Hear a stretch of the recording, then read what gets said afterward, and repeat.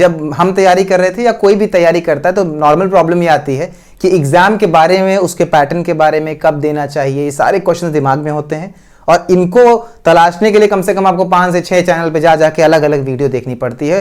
फिर सारी बातों को कंपाइल करते हैं, तब जाकर के आपको पता चलता है कि एग्जाम की तैयारी क्या है, एग्जाम किस बारे में और कैसे करना चाहिए।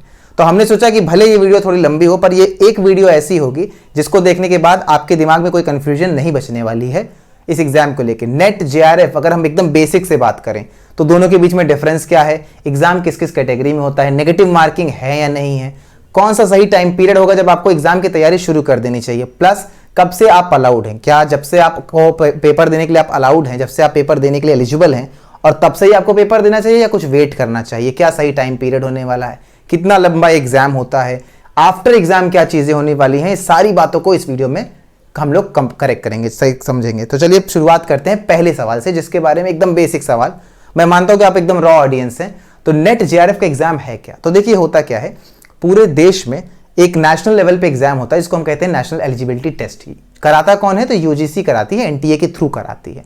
तो यूजीसी नेट इस एग्जाम का नाम है। अब इस एग्जाम में 3 कैटेगरी है आज के टाइम पे, एक नेट है, एक जेआरएफ की कैटेगरी है और एक तीसरी कैटेगरी होने वाली है, वो है नेट फॉर पीएचडी जो 1 साल की है। अब तीनों कैटेगरी के बीच का डिफरेंस समझिए।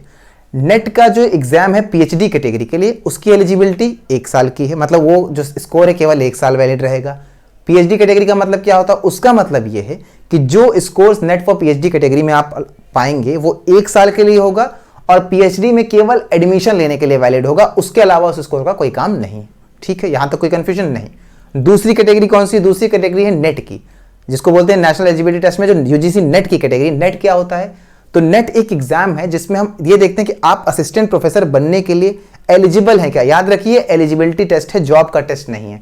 मतलब नेट निकालते ही आप असिस्टेंट प्रोफेसर नहीं हो जाएंगे।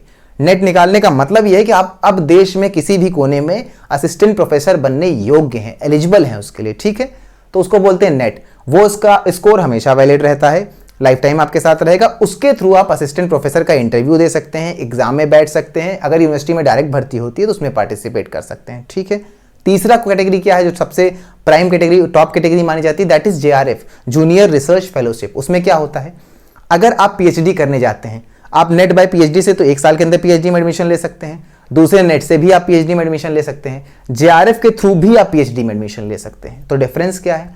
जेआरएफ के केस में क्या होता है, गवर्नमेंट क्योंकि रिसर्च को प्रोत्साहन देती है, गवर्नमेंट चाहती है कि रिसर्चर्स ज्यादा हों, नए नए रिसर्चर्स निकल के आए, इसलिए government during the time of your PhD, जो भी आप 3 साल 4 साल जब तक आप पीएचडी करोगे तब तो आपको मंथली एक अमाउंट दे दी है जिसको बोलते हैं फेलोशिप का अमाउंट, या स्टाइपेंड भी आप समझ सकते हैं। वो अमाउंट लगभग 40,000 के आसपास होता है। 40,000 बेसिक होता है, फिर 1-2 हज़ार का एचआरए होता है, मतलब 40-41,000 आज के टाइम पे वो अमाउंट है जो पर मंथ मिलेगा। याद रखिए, ईयरली नहीं है, ये पर मंथ अमाउंट है। हर महीने आपको 40,000 सिर्फ पीएचडी करने के लिए मिलेंगे।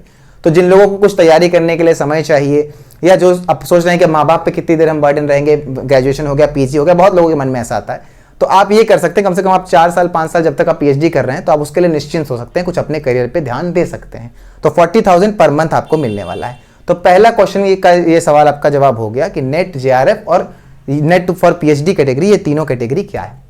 अब बात करते हैं इसका पेपर कैसे होता है। तो देखिए, इसका पेपर पहले सीबीटी मोड पे होता था, बीच में जून में एक बार ऑफलाइन पेपर के थ्रू कराया गया, पर वो तरीका काम नहीं कर पाए तो वापस से हम सीबीटी पे आ गए। दिसंबर वाला अटेम्प्ट किस पे होगा? सीबीटी पे होगा, कंप्यूटर बेस्ड ही होगा।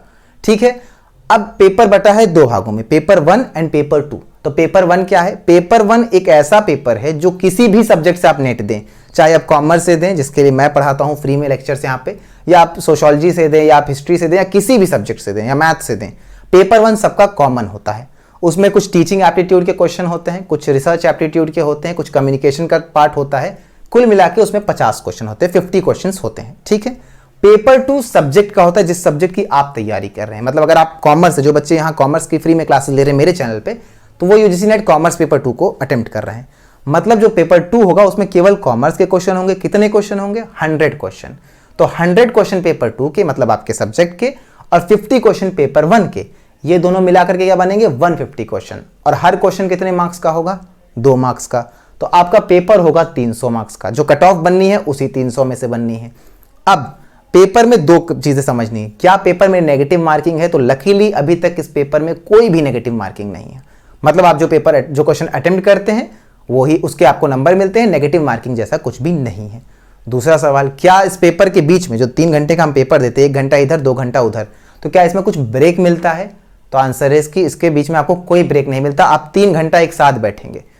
क्या पेपर में हम शिफ्ट कर सकते हैं क्या? मतलब पेपर 1 पहले कर लें, पेपर 2 बाद में कर लें, या पेपर 1 हम 1 घंटे की जगह 1.5 घंटे तक करते रहें, पेपर 2 में भी 1.5 घंटा करें या कम टाइम करें? बिल्कुल कर सकते हैं। 3 घंटे के लिए एनटीए जो आपको एग्जामिनेशन पोर्टल देता है वो खोल करके आपके हाथ में दे देता है। अब आप चाहे पेपर 1 पहले करें, चाहे पेपर 2 पहले करें, आप चाहें तो 3 का 3 घंटा पेपर 1 में दे दें, 3 का 3 घंटा पेपर 2 में दे दें, उसमें शिफ्ट करते रहिए। कंप्लीटली आपके ऊपर होता है, वो तो आपको अपनी स्पीड के हिसाब से क्वेश्चन मैनेज करने होंगे। लेकिन ड्यूरिंग द एग्जाम आप सेक्शंस में शिफ्ट कर सकते हो, नेगेटिव मार्किंग नहीं है, जहां जितना टाइम डिवोट करना चाहे कर सकते हो। और एक और बात जो आपको कोई नहीं बताएगा वो यह है कि दोनों पेपर में, कॉमर्स में भी और पेपर 1 में भी एक ना एक पैसेज जरूर होता है। पेपर 2 में तो जनरली 2 पैसेज होते हैं, लेकिन एक ना एक पैसेज जरूर होता है जिसको आरसी बोलते हैं आप, रीडिंग कॉम्प्रिहेंशन। तो वो नंबर स्कोर करना थोड़ा इजी होता है, तो तैयारी करते वक्त आप थोड़ा आरसी का भी ध्यान रख सकते हैं। तो ये हो गया दूसरा सवाल कि पेपर कैसे होता है। अब तीसरे सवाल की बात आती है एलिजिबिलिटी की, कि एलिजिबिलिटी क्या होने वाली, हम कब ये पेपर दे सकते हैं। तो देखिए, आपने जैसे ही पीजी में एडमिशन लिया, आप उसके बाद ही पेपर दे सकते हैं। अब मैंने क्यों कहा कि पीजी में एडमिशन लिया, क्या इसके लिए कोई गाइडलाइन ऐसी लिखी है कि पीजी वाले ही दे सकते हैं? तो the answer is no. But एक नेट का रूल है कि जब से आपने, जैसे आपके हाथ में नेट का सर्टिफिकेट आ जाए कि आपने नेट क्वालिफाई कर लिया, उस डेट से 2 साल के अंदर अंदर, ध्यान से सुनिएगा, उस डेट से, जो क्वालिफिकेशन की डेट से, रिजल्ट की डेट से 2 साल के अंदर अंदर आपके पास पीजी होना चाहिए। तो जब आप एडमिशन ले चुके होंगे तभी जाहिर सी बात है 2 साल के अंदर पीजी कंप्लीट हो पाएगा। तो इसका मतलब पीजी में एडमिशन लेने के बाद आप कभी भी नेट का एग्जाम दे सकते हैं। ठीक है। अब दूसरा सवाल जो मैंने कहा था, क्या जब से एलिजिबल है तब से देना चाहिए? तो देखिए, मेरा मानना यह है कि आपको कोशिश करना चाहिए कि आप फर्स्ट ईयर में ना दें। फर्स्ट ईयर आप तैयारी करें और जो सेकंड ईयर जैसे ही आप ज्वाइन करते हैं वैसे दें, क्योंकि आपको पीएचडी में एडमिशन लेना है, सेकंड ईयर फिनिश होने के बाद ही वो प्रोसेस होगा। अगर पीएचडी कैटेगरी 3 वाला नेट आपका निकलता है तो वो 1 ही साल के लिए वैलिड होगा, तो वो भी वेस्ट हो जाएगा। जेआरएफ का भी एडमिशन आप जाहिर सी बात है पीएचडी में लेंगे तो पीजी कंप्लीट होने के बाद ही लेंगे। दूसरा क्या होता है, जब आप पीजी पढ़ने जाते हो ना, तो आपने तो ग्रेजुएशन पढ़ा और जब असिस्टेंट प्रोफेसर के एग्जाम देते हो तो ये पीजी लेवल का होता है। तो 1 साल क्योंकि आप पीजी कर चुके हो तो आपको सिलेबस का आइडिया लग चुका होता है। उस चीजों को पीजी वाले माइंडसेट से, या क्या बोलते हैं आप, पोस्ट ग्रेजुएट के माइंडसेट से पढ़ने की आदत लग चुकी होती है, तो पेपर निकालना ईजी होता है। तो एलिजिबिलिटी तो आप पहले साल से रखते हैं, पर अगर मुझसे पूछे कि एडवाइजेबल कब है, तो फर्स्ट ईयर कंप्लीट होने के बाद जैसे ही आप 3rd सेमेस्टर में जाएं, यानी दूसरे साल में जाएं, आप पेपर इसका दे सकते हैं। पेपर होता कितनी बार है? तो पेपर साल में 2 बार होता है, 1 दिसंबर के समय और 1 जून का अटेम्प्ट होता है। ये 2 अटेम्प्ट होता है। अभी जिसके लिए हम लोग बात कर रहे हैं वो होने वाला है दिसंबर का अटेम्प्ट 2024 का, जिसके लिए हम फ्री क्लासेस चला रहे हैं, वो दिसंबर वाला अटेम्प्ट है। इसके बाद 1 जून का भी सर्कल होगा जिसमें जून के लिए एग्जाम होगा।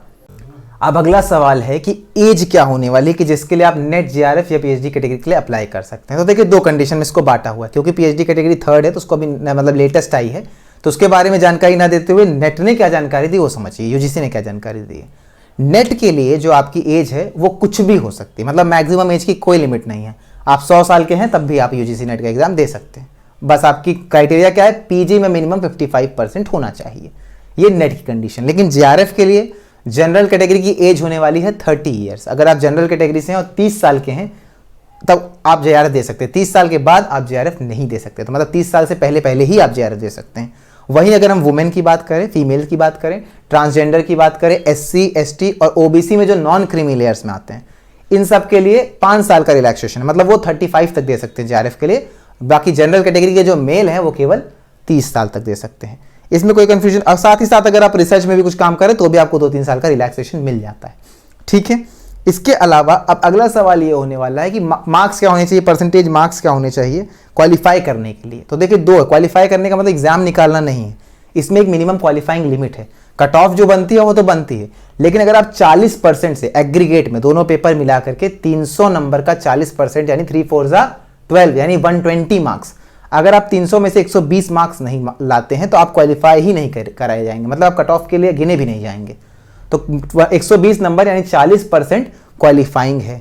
इसमें अच्छी बात क्या है, अच्छी बात यह है कि सेपरेट हर पेपर में आपको क्वालिफाई नहीं करना, मतलब पेपर 1 में भी 40% लाइए, पेपर 2 में भी 40% लाइए, ऐसा नहीं है। आपको एग्रीगेट में 40% लाना है। तो अगर आपकी कहीं कमांड ज़्यादा बढ़िया है तो आपको बेनिफिट मिल सकता है, पर कट ऑफ ये नहीं है। 40% याद रखिएगा, कट ऑफ नहीं, कट ऑफ इसके बाद बनती है, वो 50-60% जाती है जेआरएफ के हिसाब से, नेट के हिसाब से, पर अभी 40% बेसिक क्वालिफिकेशन लिमिट है जो होनी ही होनी चाहिए। यही 40% की अगर हम बात करें SC ST OBC PWD के लिए 5% कम हो जाता है। 35% मार्क्स पे उनकी बेसिक क्वालिफिकेशन है। ठीक है, अब ये सवाल हो गया, अब सर्टिफिकेट कब तक वैलिड होगा? तो मैंने बताया असिस्टेंट प्रोफेसर के लिए अप्लाई करने के लिए तो हमेशा है, JRF वाला 2 से 3 साल के लिए। और आपकी बात करें एग्जाम पैटर्न का UGC नेट का है तो उस पर बात हम कर चुके हैं। एलिजिबिलिटी क्राइटेरिया मैंने बताया 55% होना चाहिए। रिजर्व कैटेगरी के लिए 50%। 55% किसके लिए? जनरल कैटेगरी के लिए, मतलब PG में आपके पास 55% होना चाहिए। तो अब मान लीजिए आप फर्स्ट ईयर के बाद दे रहे हैं एग्जाम, तो आपको ध्यान क्या रखना है?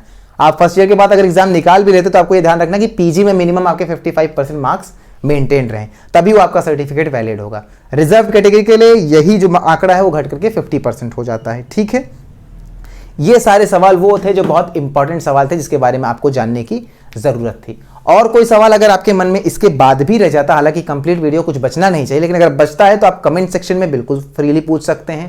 प्लस हमारा टेलीग्राम चैनल है द आउटस्टैंडिंग गुरुकुल, अगर आप सर्च करेंगे टेलीग्राम पे, उस पर आकर के भी आप कमेंट सेक्शन में या मैसेज सेक्शन में पूछ सकते हैं अपने वेरियस कंफ्यूजन्स।